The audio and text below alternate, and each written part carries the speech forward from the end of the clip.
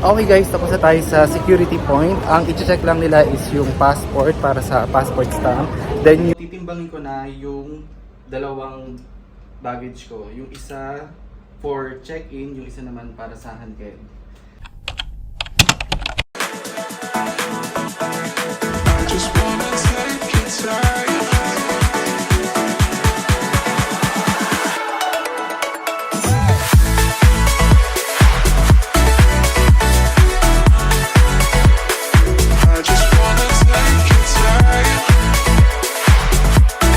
Hi guys, good morning. So this is the day na babalik na tayo ng Pinas guys. Sobrang nakakalungkot but at the same time sobrang nag-enjoy ako dito sa Bangkok, Thailand kasi lahat ng mga sinama ko sa itinerary ko, nagawa ko naman. Napuntahan ko yung mga shopping malls, yung Siam Paragon, Icon Siam, Pratuna Market, Platinum Fashion Mall, Central World, Big C Super Center.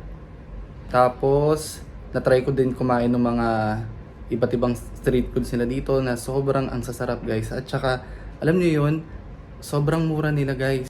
Yung ma-experience ko yung floating market nila guys, sobrang nakaka-enjoy. Yung railway market, tapos yung pagpunta natin sa mga iba't ibang temples sila dito, yung Wat Arun, Wat Pot, Golden Palace, pagsakay ng ferry boat.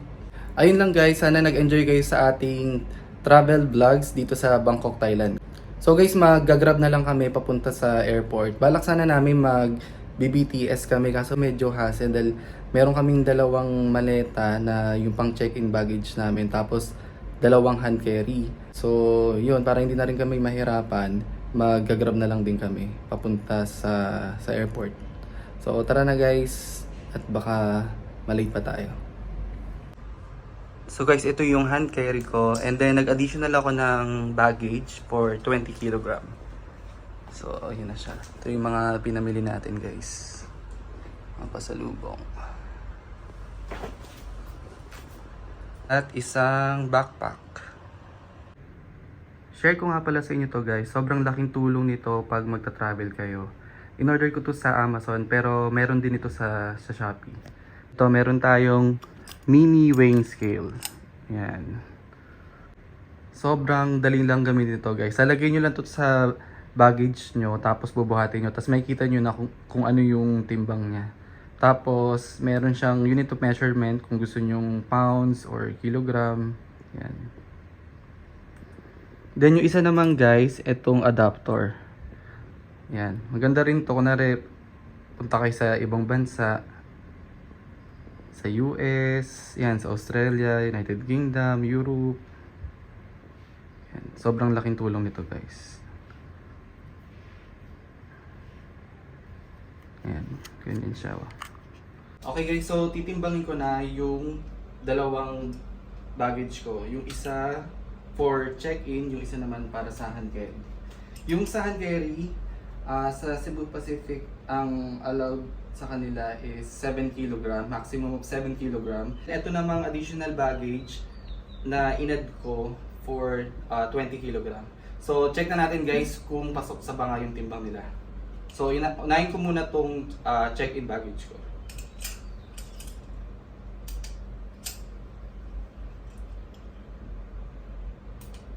So ganyan lang siya guys. Papasok siya dito sa pinaka-handle ng baggage nyo. Tapos lock nyo lang siya dito.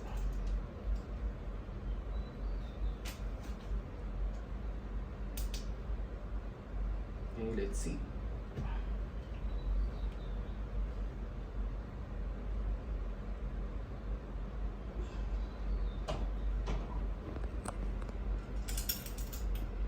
Okay, so 19 kg siya guys. So, sa banga yung timbang. Okay, next is itong hand carry natin.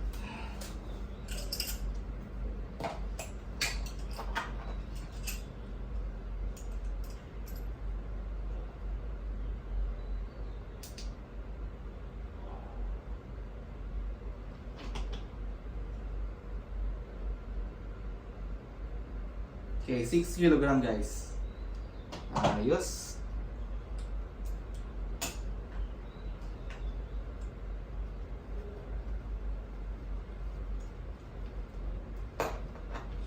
kung sakaling wala pa kayong ganito guys, sa mga hotel naman meron naman silang weighing scale. So, pwede yung gamitin yung weighing scale nila just in case.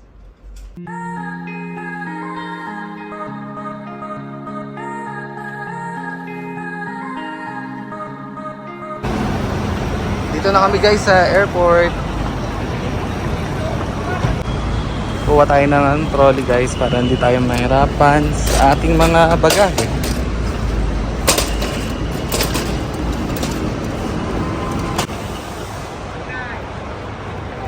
Hanapin muna natin guys yung check-in counter. Check-in muna natin yung mga bagahe. Paparap lang namin to guys, itong check-in luggage ng mama ko. Kakabili lang kasi niya nung last month. Sayang naman kung magagasgas agad. Yan.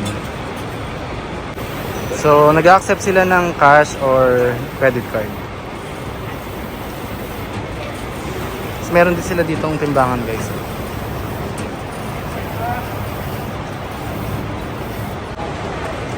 Tingnan nyo guys, 8 AM pa lang, dami na agad tao.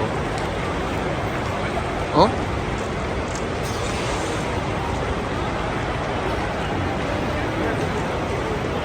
Okay guys, nakita ko na ang Cebu Pacific check-in counter.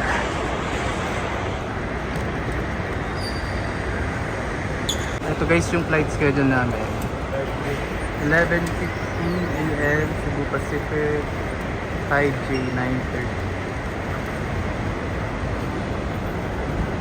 Medyo mahaba na rin agad yung pila guys, so as of 8:30 AM.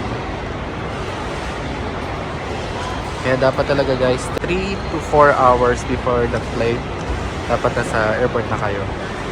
So, ilang minutes pa?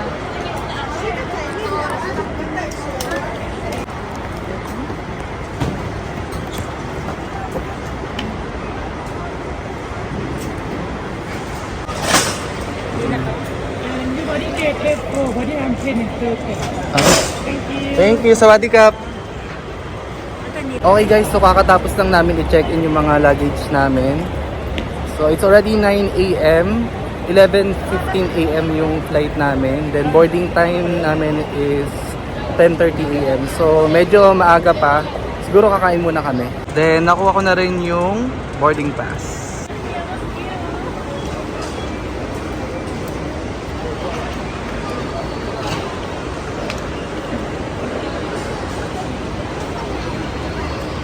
Next guys, security checkpoint.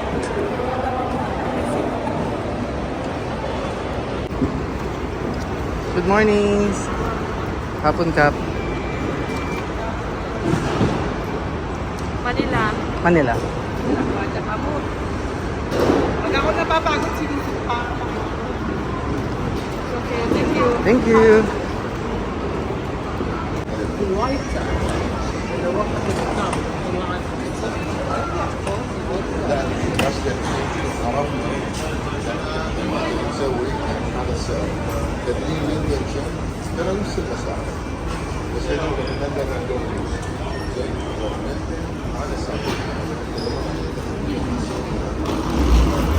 Okay guys, tapos na tayo sa security point. Ang i-check lang nila is yung passport para sa passport stamp. Then yung boarding pass at saka i-scan nyo lang yung fingerprints nyo. So yun lang yung chinek nila guys. Yung sa check-in counter pala guys, ang chinek lang nila is yung passport. So hindi na nila ako hinarapan ng proof of vaccination. Yun lang. 10:30 AM pa yung boarding time namin. So may time pa kami para kumain muna. Tignan nyo guys, so ang dami nilang kainan din dito. Oh.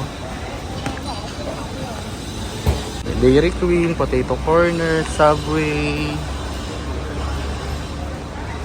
May Taco Bell din guys.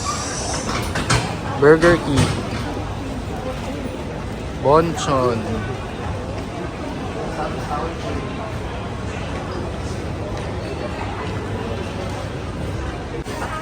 Kain tayo guys. Order ako ng Hainanese chicken and milk tea. Ayan, dito sa IM Rice and Noodle. Okay, boarding time na guys.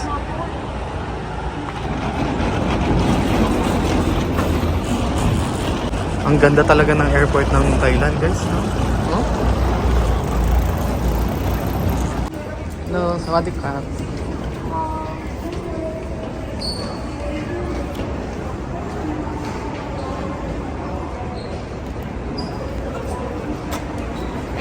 Thank you. Chinek-in na lang namin guys yung hand carry namin kasi konti lang daw space nung aeroplano. Pasok na tayo guys.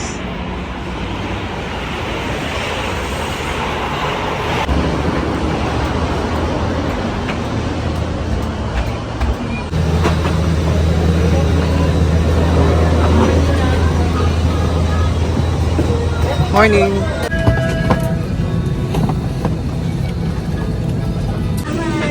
Thank you. Hi guys, nandito na kami ngayon sa Naiya Terminal 3. So 72 hours before arrival, kailangan magpila pa rin ng One Health Pass. Busy kasi kami guys, kakagala sa Thailand. Nakalimutan tuloy namin gawin itong One Health Pass. Immigration na tayo guys.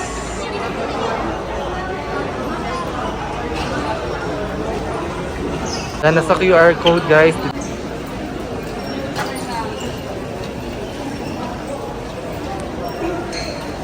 So guys, kakatapos lang namin sa immigration. Yung tinanong sa akin ng officer, tinanong sa akin yung flight number. And then sa mama ko naman guys, ang tinanong lang sa kanya ng officer kung anong airline yung sinakyan niya, saka kung sang bansa siya nanggaling. Guys, kukunin na namin yung baggage namin. Medyo na late na kami guys kasi nga nakalimutan namin sagutan yung One Health Pass. Magga-grab na lang kami pa uwi guys, pero bago kami mag-book ng grab, magpapalit muna kami ng pera. Papalit ko yung pera ng Thailand. Okay guys, papalit muna tayo ng pera.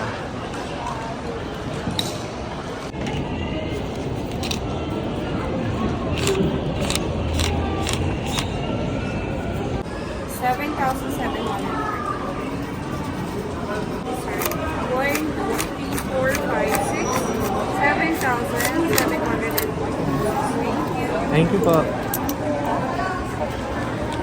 Okay guys, nandito na kami sa bahay. Medyo nakakapagod pero sulit talaga yung pag-travel namin sa Thailand. At sana guys, nag-enjoy din kayo. Yun lang and see you again on my next travel vlog.